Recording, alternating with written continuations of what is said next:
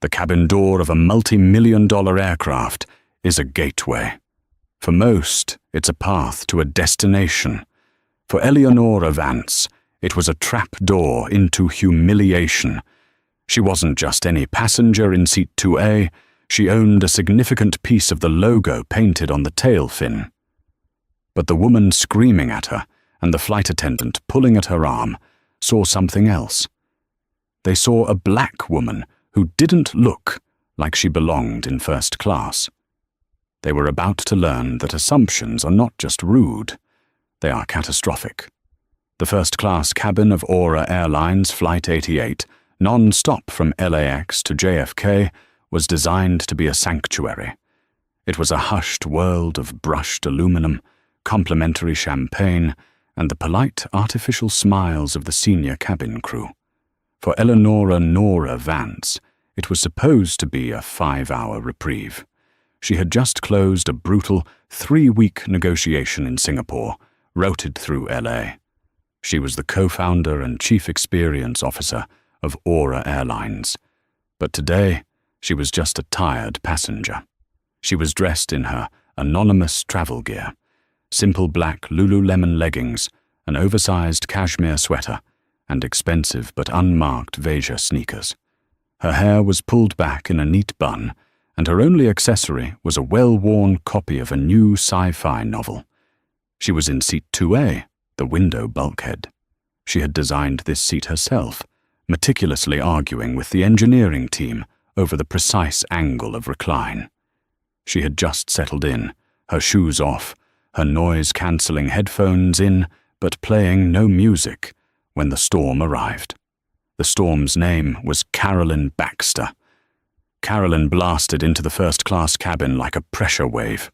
She was on her phone, her voice a sharp, expensive staccato that cut through the cabin's quiet. "Absolutely not, Roger. You tell them their Q4 projections are fantasy. I won't sign off. I don't care if it's Christmas. You get them back." She stopped dead at the entrance to row 2.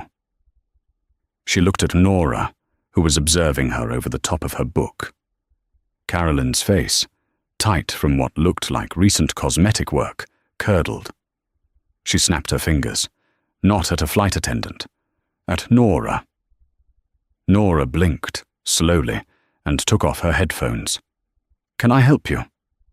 "I think you're in the wrong cabin, honey," Carolyn said, not bothering to lower her voice or cover her phone's receiver. "Coach is that way." She gestured dismissively toward the curtain. Nora felt the familiar, dull thud of adrenaline. The "here we go" feeling. She held up her book, bookmarking her page. "I'm sorry. I think you've made a mistake. This is my seat." "No," Carolyn said flatly. "I don't think it is." She looked around impatiently, flagging down the lead flight attendant, a young woman with Tiffany on her name badge. Tiffany was already flustered from a chaotic boarding process. "Tiffany, thank God!" Carolyn boomed, treating the attendant like a personal concierge. "This woman is in 2A. My pass is for 3C, but I always get 2A or 2D. You need to move her." She clearly wandered up from the back. This was the moment, the pivot point. Tiffany had a choice. She could look at her manifest. She could check Carolyn's pass. She could check Nora's pass. Tiffany looked at Carolyn, decked in a stiff Chanel blazer and exuding the aggressive privilege of a top-tier frequent flyer. Then she looked at Nora in her simple black travel clothes. Tiffany made her choice. She turned to Nora with a smile that was pure, brittle plastic. "Ma'am, I'm sure this is just a simple mix-up. Can I please see your boarding pass?" "Of course," Nora said, her voice quiet, controlled. She unlocked her phone and pulled up the Aura Airlines app. The big, bold digital pass clearly read, "Vance Eleonora, Seat 2A, Group 1. She showed it to Tiffany. Tiffany's smile faltered for a half-second. She had expected a coach ticket, a confused passenger, an easy resolution. This was not it. Carolyn, however, was having none of it. "It's probably a fake," she sneered. or a glitch. Tiffany, I am a Platinum Elite, million-miler member. I spend over $100,000 with this airline every year. This is my route. I know the people who belong up here, and I don't know her. I need this resolved. Now. I understand, Mrs. Baxter. We value your loyalty immensely, Tiffany said, her voice shifting into a conspiratorial whisper, as if she and Carolyn were a team. She turned back to Nora, her smile gone, replaced by a mask of managerial firmness. Ma'am, we seem to have a duplication error in our system, Tiffany lied. I'm going to have to ask you to come with me to the podium so we can get this sorted out. Nora's blood ran cold. A duplication error, the oldest, laziest excuse in the book to displace an unwanted passenger. Tiffany, Nora said, her voice dangerously calm. There is no duplication. My pass is valid. Mrs. Baxter's seat is 3C. I'm sure if you check her pass, it will confirm that. Tiffany stiffened. Her authority, in her small metal kingdom, had been questioned. This was no longer a customer service issue. It was a compliance issue. Ma'am, I am not going to ask you again, Tiffany said, her voice rising. You need to gather your belongings and come with me. We are holding up the boarding process. I will not, Nora replied, her gaze as hard as steel. This is my assigned, paid for, and confirmed seat. I am a passenger in good standing. You are discriminating against me because this woman, she gestured to Carolyn, is loud and I am not. The cabin was now silent. Everyone was watching. A young man in 1D, a tech bro type named Ben, quietly lifted his phone and hit record. Discriminating? Carolyn shrieked, clutching her pearls. How dare you? I am being inconvenienced. You are being disruptive. Get her off this plane. That's it, Tiffany snapped. The mask of professionalism was gone. You are now a non-compliant passenger. You are a security risk. She reached down and, incredibly, put her hand on Nora's arm. Nora flinched as if struck. All the exhaustion, all the stress of the past 3 weeks coalesced into a single, sharp point of ice-cold fury. Tiffany, Nora said, her voice now barely a whisper, but vibrating with an intensity that made the attendant pause. Take your hand off my arm.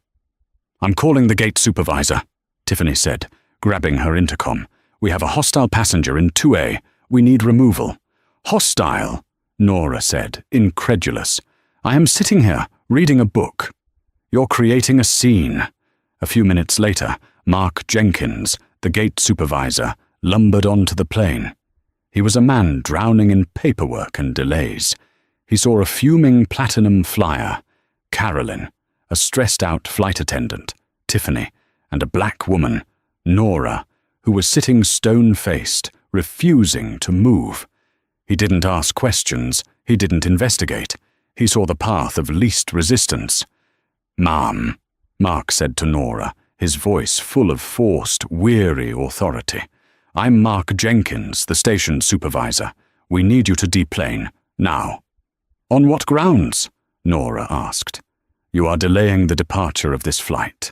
You are non-compliant with a crew member's instructions. Her instruction was based on a lie, Nora stated. She claimed a duplication that doesn't exist. She's attempting to give my seat to another passenger. I have shown her my valid boarding pass. I will not be moving. Mark sighed. He looked at Tiffany. She won't move. He looked at Carolyn. We're handling this, Mrs. Baxter. Then he turned back to Nora, his patience gone. Ma'am, this is your final warning.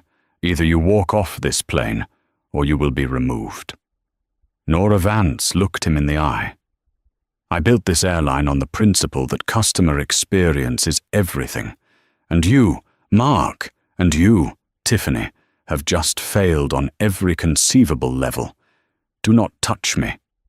But for Mark, The word security had been invoked, the magic word that absolved him of thought.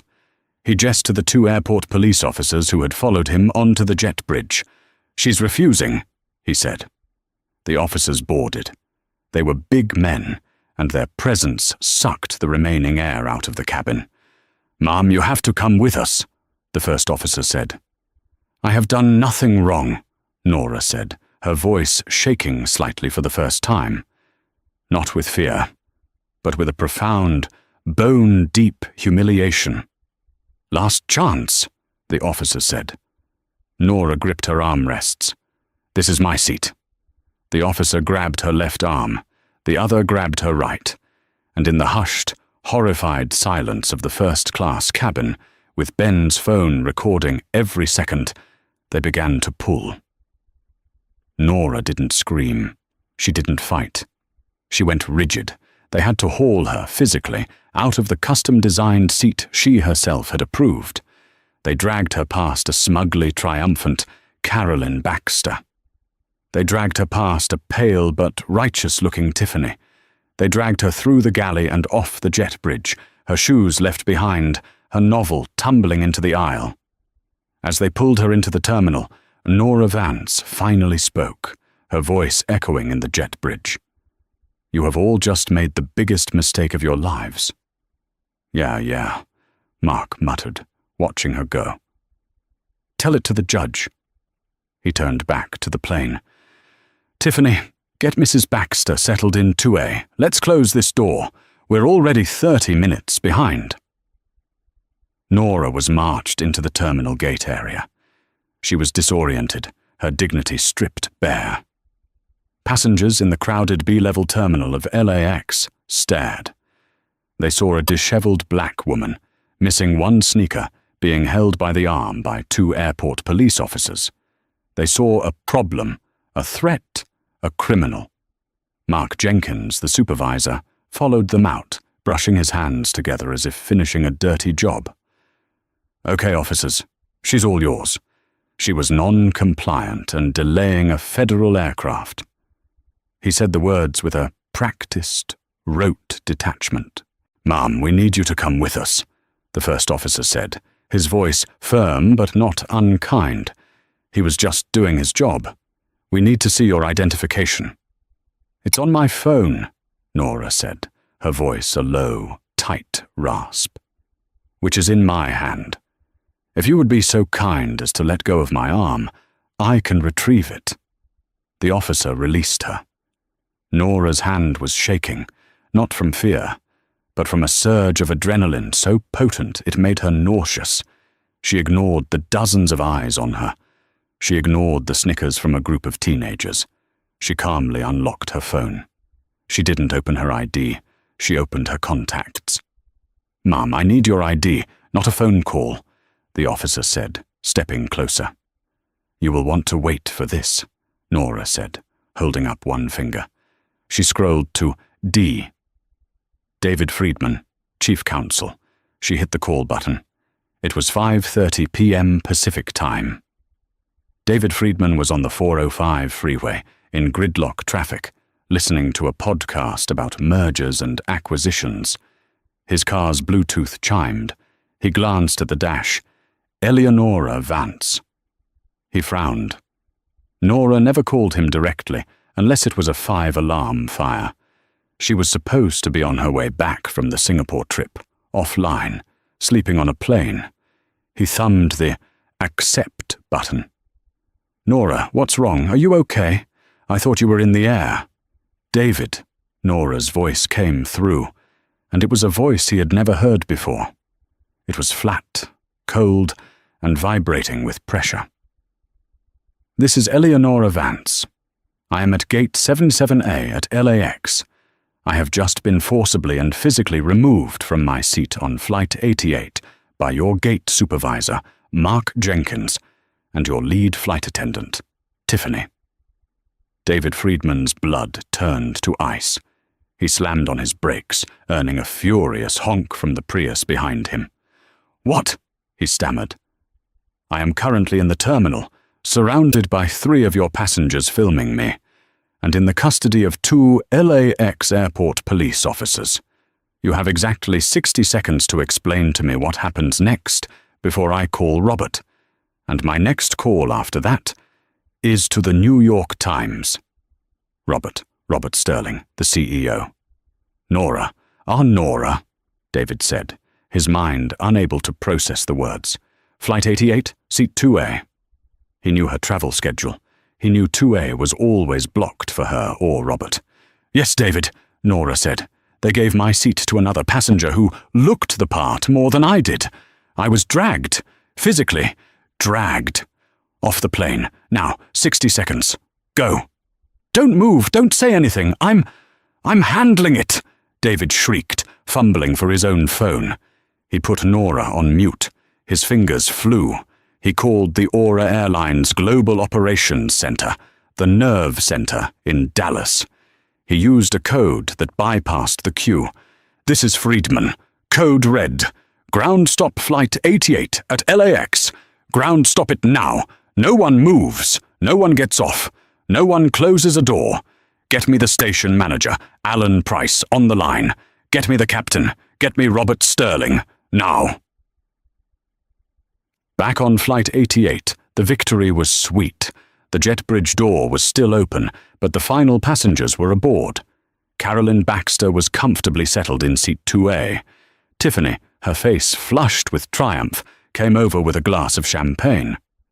Mrs. Baxter, a pre-departure glass of Veuve Clicquot, with our compliments.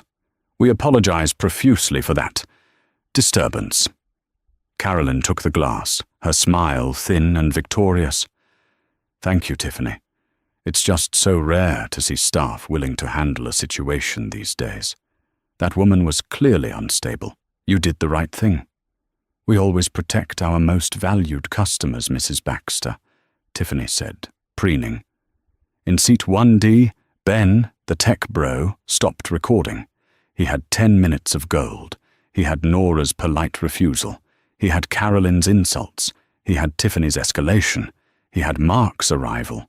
And he had the final, horrifying shot of 2 officers dragging a compliant, non-yelling woman out of her seat. He connected to the paid LAX Wi-Fi.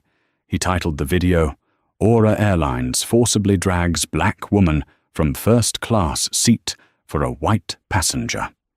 He began uploading it to YouTube, tagging Airlines, the Shade Room, and every major news outlet he could think of. In the cockpit, Captain David Harrison was buttoning up his pre-flight checks. He was annoyed. They were now 45 minutes delayed. His intercom buzzed. It was Mark, the gate supervisor. Okay, Captain, the passenger has been removed. We're clear to close up. Sorry for the delay. About time, the captain muttered to his first officer. Cabin crew, prepare for door closure. Tiffany picked up the cabin phone. Cabin is secure, Captain. Ready to... She was cut off by a sudden, frantic squawk from the gate. Mark Jenkins' voice, no longer smug, blasted over the intercom. Captain, hold the gate! Hold the gate! Do not close that door! Captain Harrison grabbed his mic. What is it now, Mark? We're already an hour late.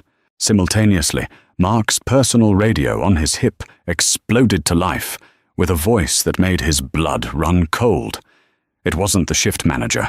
It was Alan Price, the LAX station director, the big boss. And he wasn't talking. He was screaming. Mark Jenkins, what did you do? My God, man, what did you do? Who did you just remove from Flight 88? Mark went pale. What? Sir? A non-compliant passenger. A Jane Doe. She was disrupting the cabin. You idiot! Price's voice cracked over the radio. That wasn't a Jane Doe. That was Eleonora Vance, the co-founder. In the terminal, the 2 police officers were getting nervous. Nora was just standing there, phone in hand, watching the jet bridge. She looked as calm as a marble statue. Ma'am, your ID. The first officer began again, more gently this time. Before he could finish, 3 people burst through the security doors, running full tilt. 2 were in Aura Airline's executive suits, panting. The third was Alan Price, the station director, his face the color of ash. "Nora! Nora! Oh my God!" Price skidded to a halt in front of her, his eyes wide with terror. He didn't look at the police. He looked at Nora. "Mr. Price," Nora said, her voice devoid of all emotion. "Ma'am," the police officer said, stepping between them. "This is an official matter." Alan Price wheeled on the officer. "This is not an official matter. This is our matter. This is Ms. Eleonora Vance. She is the co-founder and chief officer of this airline. What are you doing?" The 2 officers froze. They looked at each other. They looked at Nora. The one who had touched her arm visibly paled.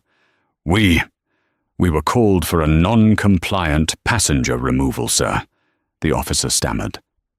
Mark Jenkins, who had jogged back up the jet bridge to see what the commotion was, appeared at the gate door. He saw Alan Price, he saw the executives, he saw the police, and he saw Nora standing in the middle of them all, looking directly at him. His world collapsed.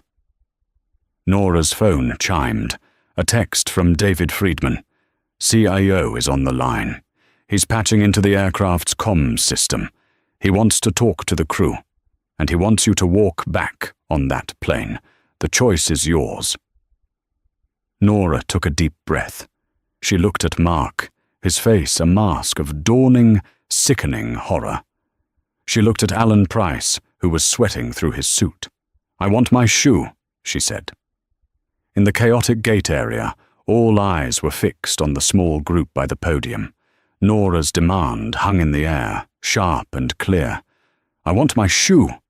It was a test of power, of contrition, of reality. Alan Price, the LAX station director, the man responsible for thousands of employees and billions of dollars in assets, didn't hesitate. "Yes, Ms. Vance, right away." He turned and sprinted down the jet bridge, his executive loafers slapping on the metal ramp. He burst back into the first-class cabin. The entire crew, who had been clustered in the galley, whispering frantically about the hold, froze. "Mr. Price," Tiffany said, her voice high with panic. "What's going on?" Alan Price didn't look at her. He didn't look at anyone. His eyes scanned the aisle and found the lone, black Veja sneaker lying on its side, a pathetic piece of evidence. He snatched it up. Carolyn Baxter, still in 2A, was incensed by the intrusion. "Excuse me," she snapped. "Can someone please tell me what this delay is? I have a meeting in New York. This is the worst service I have ever—" Alan Price wheeled on her. His face was mottled with a terrifying blood-red fury. He pointed a shaking finger at her. "You do not say one more word."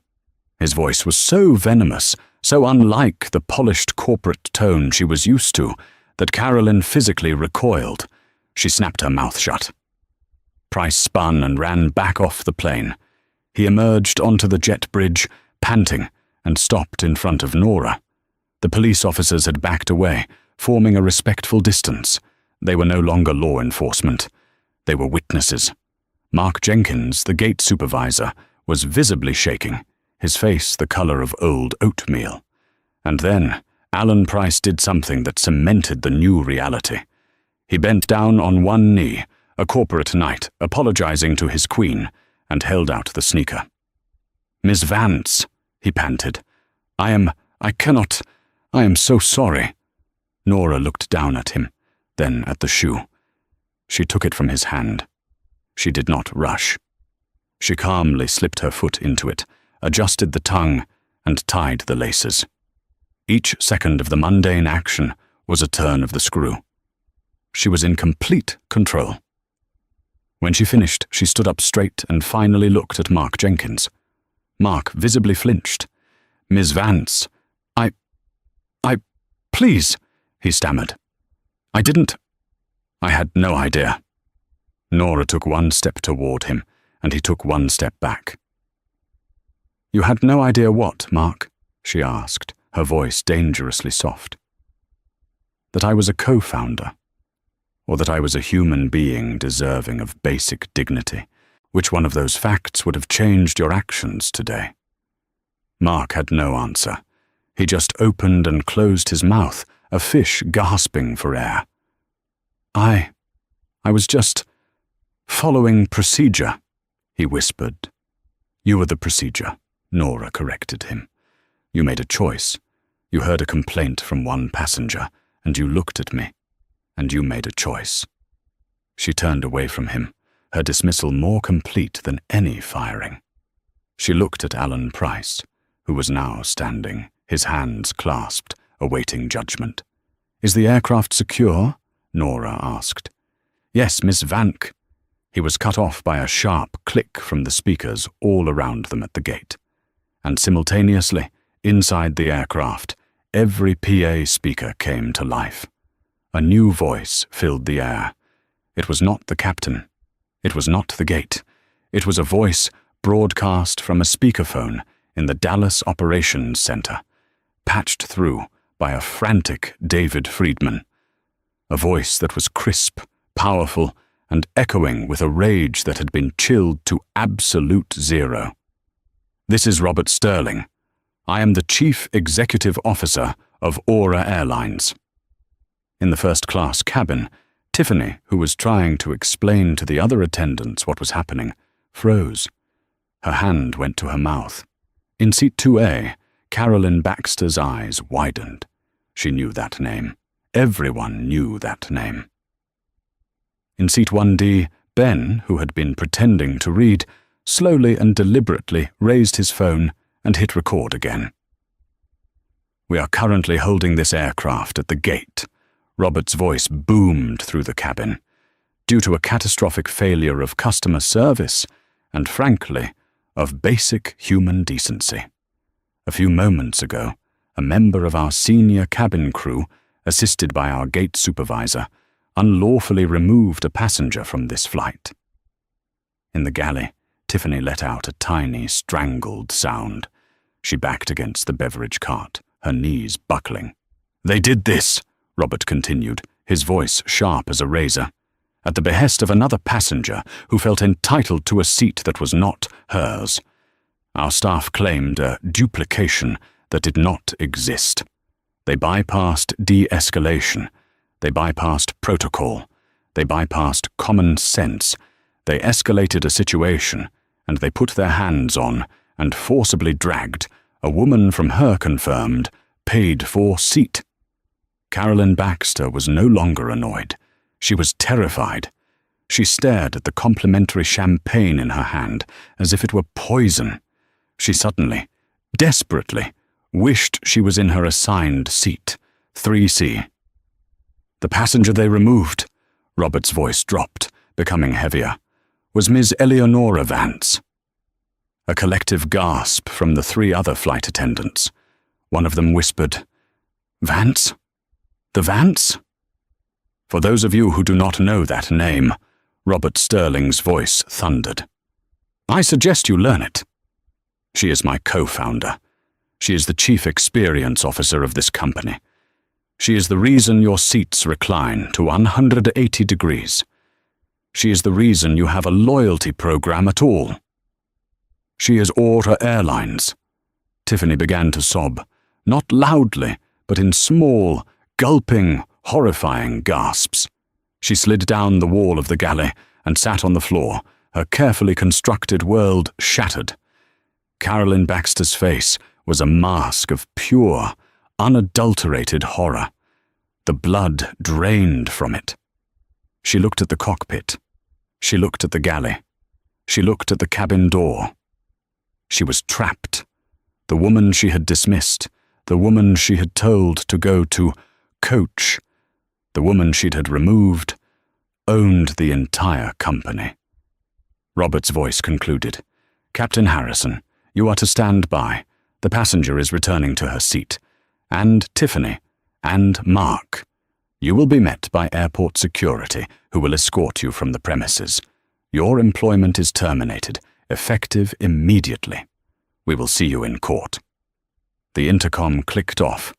The silence that fell over the cabin was absolute. It was a vacuum, broken only by Tiffany's pathetic whimpers. Every passenger was frozen, staring at the empty seat. 2A. The throne. In the terminal, Nora listened to the entire broadcast. She closed her eyes as Robert spoke, not in relief, but in sorrow. It had come to this. When the speakers clicked off, she opened her eyes. She looked at Alan Price. "Please escort me back to my seat." The jet bridge became a strange, silent stage. Mark Jenkins, the supervisor, looked as if he'd been struck by lightning, his body rigid, his face slack with disbelief. The airport police officers, now fully grasping the magnitude of their error, stepped back, melting into the background. Nora Vance stood, fully composed, her shoe tied. Alan Price, the station director, was at her side, his posture that of a Secret Service agent protecting a president. "This way, Miss Vance," he said, gesturing to the open door of the aircraft. Nora walked past Mark Jenkins. She didn't look at him. She didn't need to. As she passed, he seemed to deflate, the last of his false authority vanishing. He slumped against the gate podium, his radio crackling with unheard commands. One of the police officers, seeing his new status, moved toward him. "Sir," the officer said, his voice now clipped and official, "we need your badge, and we need you to come with us. You need to make a statement." Mark, in a daze, was led away, his career in aviation over. Nora stepped back onto the aircraft. The atmosphere was electric. The remaining cabin crew, including the purser, were lined up by the galley, their faces pale and rigid with fear. They looked like soldiers awaiting a court-martial. The purser, a man named Gary, stepped forward, his hands trembling. "Miss Vance, Ma'am, welcome back. I am so... We..." Nora cut him off with a simple, sharp nod. "Please prepare the cabin for departure, Gary. We are an hour behind schedule." It was a brilliant move. In one sentence, she had re-established the chain of command, reminded them of their duty, and shifted the focus from her humiliation to their shared objective. She wasn't a victim to be pitied. She was the boss, and she was back on the clock. Yes, ma'am, right away," Gary stammered, grateful for the command. Nora turned and began the long, slow walk down the aisle to seat 2A. Every passenger in the first-class cabin stared. Ben, in 1D, was filming, his phone held low. He captured her walk, head high, back straight, her expression not one of anger, but of profound, steely resolve. She reached row 2, and she stopped. Carolyn Baxter was still in seat 2A. She was frozen, a grotesque statue of entitlement, her hand still clutching the champagne flute. She was trapped between the woman she had assaulted and the window. Nora said nothing. She just stood there. She waited. The silence in the cabin was so complete, so heavy, it was almost impossible to breathe. In that silence, Carolyn Baxter broke. She began to stammer, her voice a high, reedy squeak. Oh my God, I didn't mean, I just thought. You thought what? Nora asked, her voice quiet, but it carried through the entire cabin. That I didn't belong? It was a mistake, a terrible mistake, Carolyn pleaded, her eyes darting around for help. There was none. No, Nora said, her voice like ice. It was a choice. You saw me, and you made a choice. And Tiffany, she glanced towards the galley, made a choice, and Mark made a choice. Now, get out of my seat. Carolyn Baxter scrambled. It was not a graceful exit. It was a panicked, clumsy ejection. She fumbled for her crocodile skin handbag, dropping her phone. She banged her knee on the bulkhead. The champagne flute tipped over, spilling pale gold liquid onto the plush carpet. She finally lurched into the aisle, a disheveled, terrified wreck. But she had nowhere to go. She was standing in the aisle, a pariah. Just as she was trying to regain her composure, 2 new figures appeared at the head of the cabin. They were not airline crew. They were Aura corporate security, in sharp black suits, followed by Alan Price. Alan Price ignored Carolyn. He pointed directly into the galley at Tiffany, who was still huddled on the floor, sobbing. "Her," Price commanded the security officers. "Her credentials are revoked. Escort her from the aircraft. She is not to touch any company property. She is banned from the premises." "No!" Tiffany shrieked, scrambling to her feet as the security men advanced. "Please, I have a mortgage. I have kids. It was a mistake. Please, I was just trying to help a customer." "You didn't help a customer," Alan Price said, his voice raw. "You assaulted an owner. Get her out." The security men took her by the arms, one on the left, one on the right, just as she had done to Nora. "No, please, Mrs. Baxter, tell them," Tiffany pleaded, looking at Carolyn. But Carolyn was staring at her own, separate doom. Tiffany was hauled, weeping and struggling, down the aisle. The very passengers she had tried to impress now watched her in stony silence as she was physically removed from the plane, her walk of shame a perfect, karmic echo of the crime she had committed. When she was gone, Alan Price turned his attention to the last remaining problem. Carolyn Baxter, still standing in the aisle. "Mrs. Baxter," Alan said, his voice flat. Carolyn tried to muster one last shred of her former self. I am a Platinum Elite member. I demand to be reseated. In my original seat. 3C. I will write a letter." Alan Price looked at her as if she were something he'd scraped off his shoe. "You were a Platinum Elite member, Mrs. Baxter. As of 5 minutes ago, your status, your miles, and your privileges have been permanently revoked." Carolyn's face went blank with shock. You can't do that." "I can," Price said. "You willfully caused a disturbance. You made false claims to a flight crew, resulting in the delay of this aircraft and the battery of a passenger. You are a Class A security risk. Your ticket for this flight is cancelled. Your funds will be refunded. You are banned from Aura Airlines. For life?" He gestured to the open door. "Get off this aircraft, now, voluntarily, or these security officers will arrest you for trespassing." The fight was gone. Carolyn Baxter, the PR executive, the million-miler, was broken.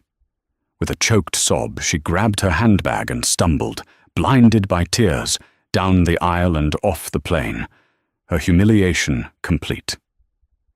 The cabin was silent. The 2 perpetrators were gone. Nora Vance watched her go. Then she took her copy of her novel from the overhead bin where the crew had hastily stuffed it. She sat down in 2A. She buckled her seatbelt. A moment later, Captain David Harrison emerged from the cockpit. He walked to Nora's seat. He was a tall man, exuding a quiet authority, and he was visibly shaken. "Miss Vance," he said, and the whole cabin leaned in to listen. "On behalf of the flight deck crew, there are no words. I am the captain of this vessel. The safety and dignity of every passenger are my responsibility. What happened to you on my ship it's appalling, it's unforgivable, and it will not stand." Nora looked up at him. She saw the genuine shame and integrity in his eyes. "Thank you, Captain Harrison," she said, her voice finally softening. "This was not your failure, but it is now your delay. Please get these people to New York." "Yes, ma'am," he said, with a nod of profound respect. He turned and marched back to the cockpit. In 1D, Ben stopped recording. He hit save. He looked at the 22-minute file. He looked at Nora, who had already opened her book. The new purser, Gary, approached her seat, his hands shaking. "Ms. Vance, can I get you anything? A glass of champagne? Water?" Nora looked up from her book. A bottle of water and a ginger ale. "And please," she said, "make sure the rest of the cabin is served promptly. They've been very patient." The jet bridge door closed. The flight was, at last, underway. The 5-hour journey from Los Angeles to New York was the strangest, most tension-filled flight of Captain Harrison's 30-year career. The first-class cabin was a library of ghosts. Nora Vance, after politely accepting a ginger ale and a bottle of water from a visibly trembling purser, opened her laptop. She connected to the in-flight Wi-Fi, and for the entire flight, she worked.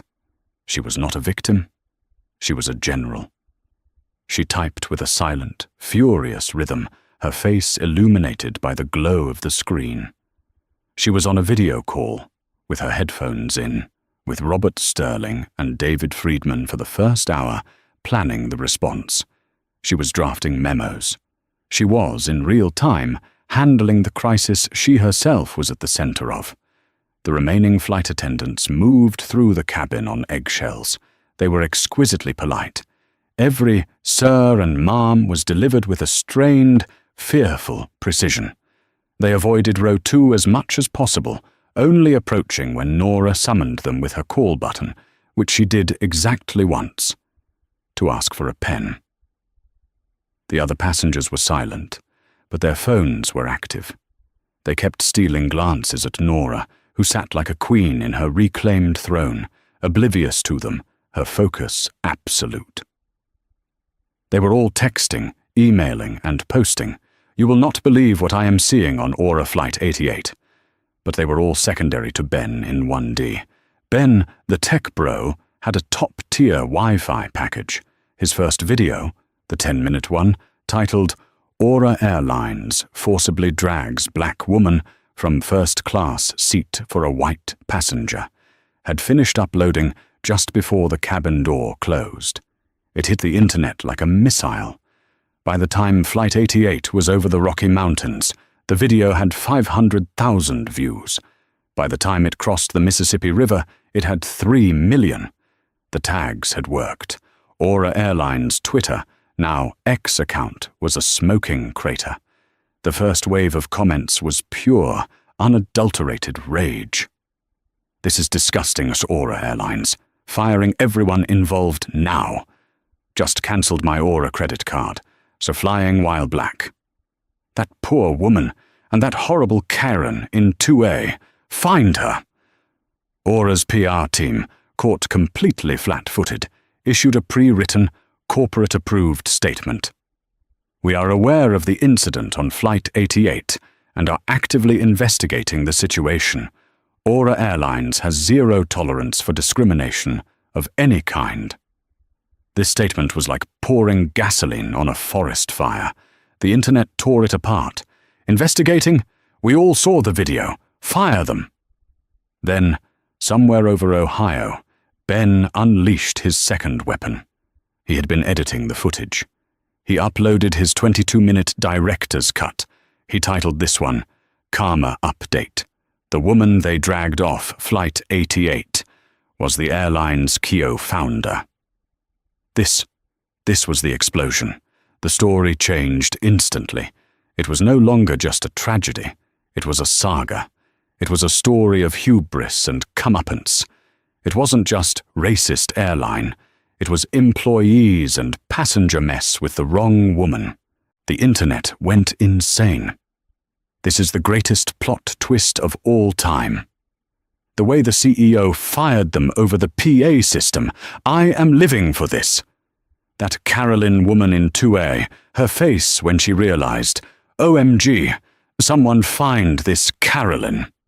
The story was now the #1 trending topic on Earth. News outlets, who had been cautiously reporting the first video, now went all in. TMZ, the Daily Mail, CNN, MSNBC, Fox News, they all broke into their programming. A developing story in the skies. While Nora Vance was 35,000 feet in the air, she had become the most famous woman in America. The first tremors of the earthquake were already hitting the perpetrators. At LAX, Tiffany was in the employee parking garage, sitting in her 2012 Honda Civic. Her phone was vibrating so hard it was rattling in the cup holder. Texts from friends, family, and former colleagues. Is this you? I just saw you on TMZ. Tiffany, what did you do?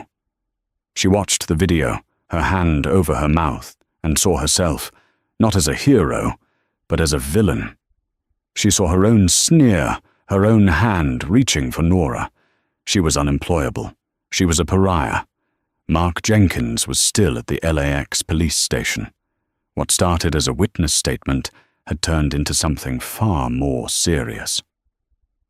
Mr. Jenkins, the detective said, we've reviewed the passenger's video. We're going to need you to contact a lawyer. You are being investigated for battery and unlawful imprisonment. He wasn't just fired, he was facing criminal charges. And in a $10 million mansion in Beverly Hills, Carolyn Baxter was pouring her third vodka on the rocks. She'd fled the airport in a cab, her face hidden. But the internet was fast. Ben's video was clear. Someone in the comments recognized her. Wait, isn't that Carolyn Baxter, the PR woman from Baxter Communications? Her name was leaked. Her company's Yelp and Google pages were inundated with one-star reviews. Racist CEO. Assaults black women. Her phone rang. It was Roger, the man she'd been on the phone with when she boarded. He was her firm's biggest client. Carolyn, he said, his voice cold. I just saw a video. We're pulling our account. He hung up. Her phone rang again. It was the CEO of the company that owned her building. Carolyn, we are terminating your lease. The hard karma was just beginning. Flight 88 descended into the dark, glittering expanse of New York City. The fasten seatbelt sign chimed. Nora closed her laptop. She put her novel away. She looked out the window at the city she called home, the city where she had, 10 years ago, sketched the Aura Airlines logo on a napkin with Robert Sterling. The plane touched down at JFK with a gentle bump. As it taxied to the gate, the captain's voice came over the PA, but it wasn't the standard post-flight speech. Ladies and gentlemen, Captain Harrison said, we are at the gate. We ask that you please remain seated. We will be deplaning slightly differently today. Please allow Ms. Vance in 2A to deplane first. The cabin was silent. When the jet bridge connected and the door opened, Nora stood. She gathered her bag. She walked to the front, nodded to the ashen-faced cabin crew, and stepped off the plane. She was expecting a quiet exit. She was wrong. The gate area was a zoo. Robert Sterling, her co-founder and CEO, was there, flanked by a team of private security. But beyond them, held back by airport police, was a wall of media. Paparazzi, TMZ, CNN, news crews with cameras. Someone had leaked the flight number. Nora! Nora! They shouted. How do you feel? What will happen to the crew? Aura is racist! Robert Sterling rushed forward and pulled her into a fierce hug. Nora!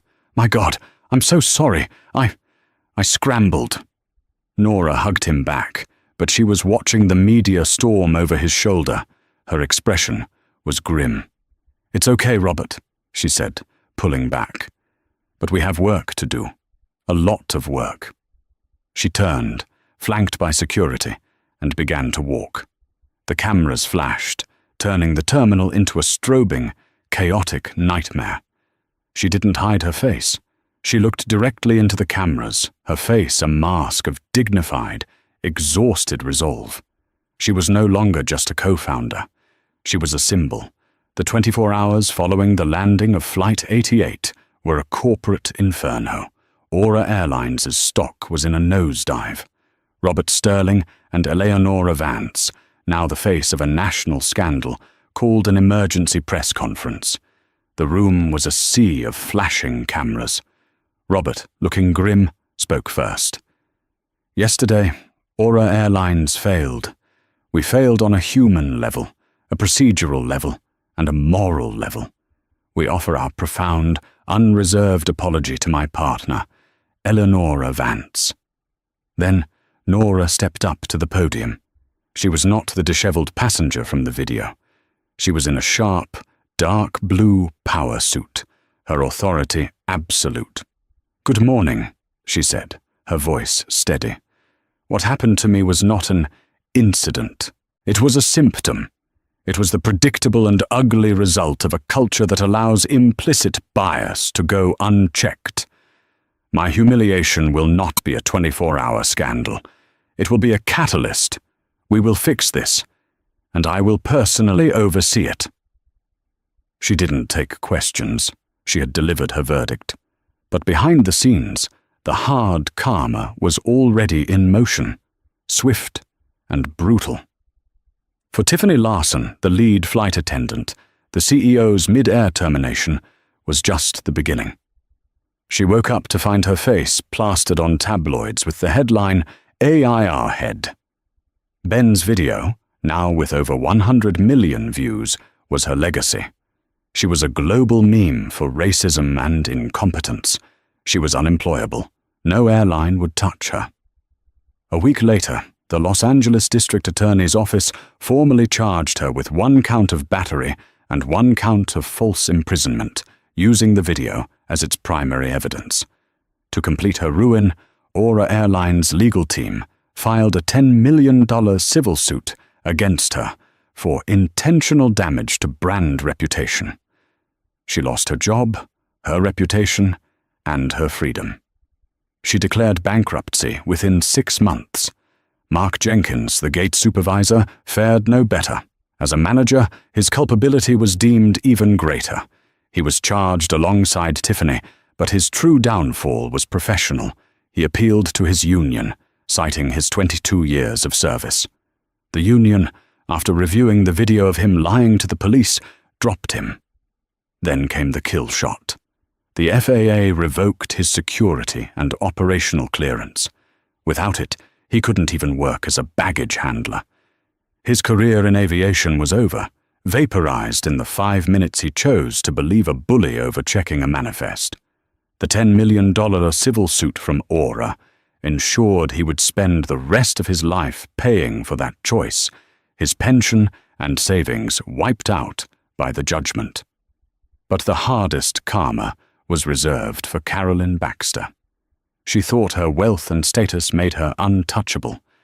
She was wrong. The internet had identified her before Flight 88 even landed. She was the CEO of Baxter Communications, a high-end PR firm. Her clients, seeing their own PR guru at the center of the world's biggest PR crisis, fled.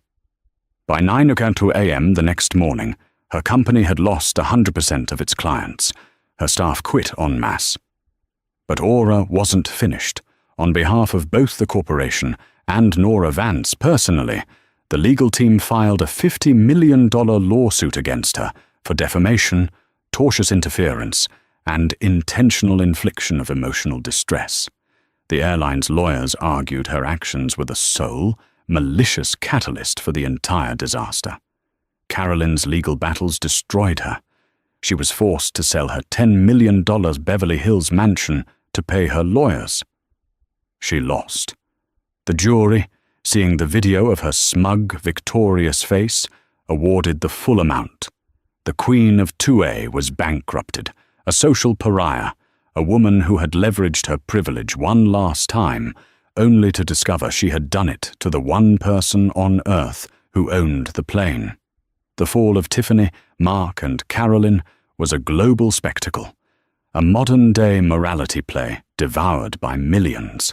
The lawsuits were finalized, the judgments rendered. The internet, its thirst for justice slaked, eventually moved on. But Eleonora Vance did not. For her, the victory was hollow. The videos made her skin crawl.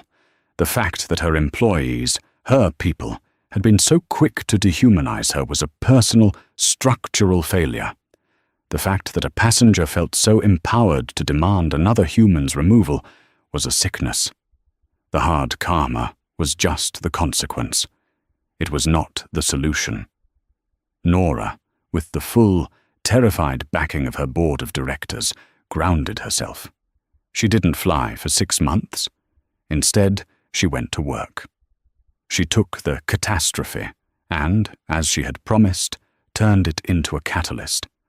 She gathered a team of sociologists, de-escalation experts, and civil rights leaders. She tore Aura's entire employee training manual apart.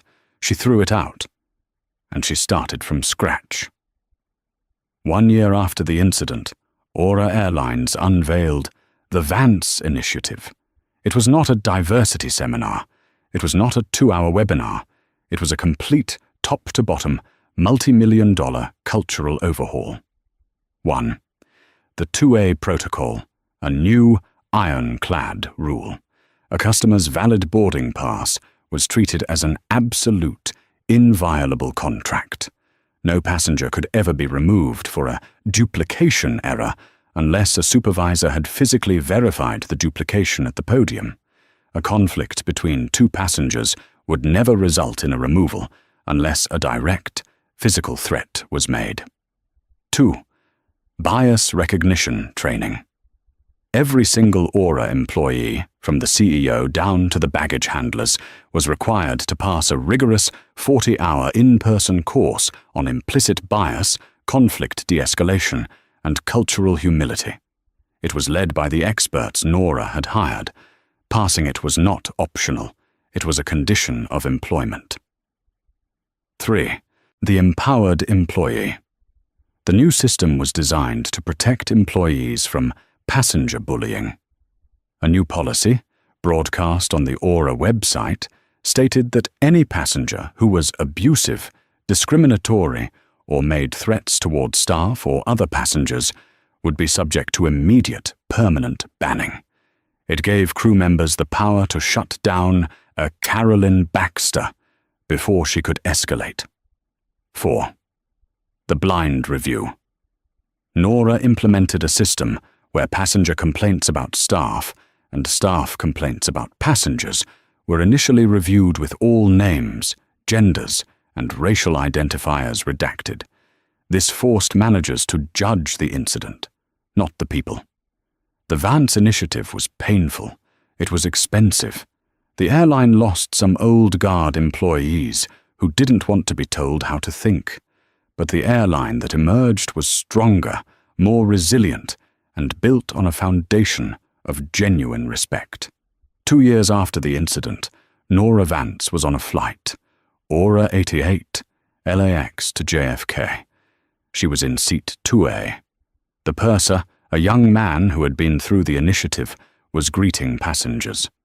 "Welcome aboard, Ms. Vance," he said, with a genuine, warm smile.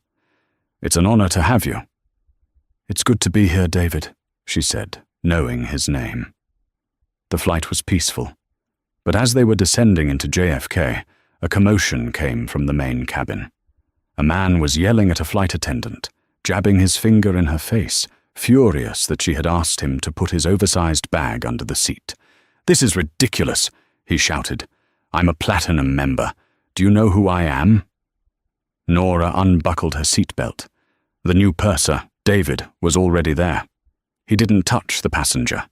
He stood at a respectful distance, his body language calm, his hands open. "Sir," David said, his voice firm and clear, "I can hear that you are frustrated, but your tone and your gesture are not acceptable. You have 2 choices. You can place the bag under the seat, or you can be met by security at the gate. We will not be negotiating. The choice is yours." The man, stunned by the calm, unbreakable confidence, sputtered. He looked around for support. He found none. Defeated, he shoved the bag under the seat. Nora sat back down. She buckled her belt. She looked out the window and, for the first time in a long time, she smiled. The system had worked. The karma had hit, but the change had stuck. She hadn't just gotten her seat back. She had rebuilt the airline to make sure no one would ever have to fight for theirs again. And that is how a moment of profound prejudice became a billion-dollar lesson in accountability. The video of Carolyn Baxter's downfall and Tiffany's firing was not the end of the story. It was the beginning. It was a warning to every corporation. The person you underestimate might just be the one signing your paycheck. Eleanora Vance didn't just reclaim her seat. She rebuilt the entire airline to be worthy of its passengers. What did you think of the karma in this story? Was it deserved? More importantly, what do you think of the Vance initiative? Let me know your thoughts in the comments below. This story is a powerful reminder of what happens when bias goes unchecked and what one person can do to fix a broken system.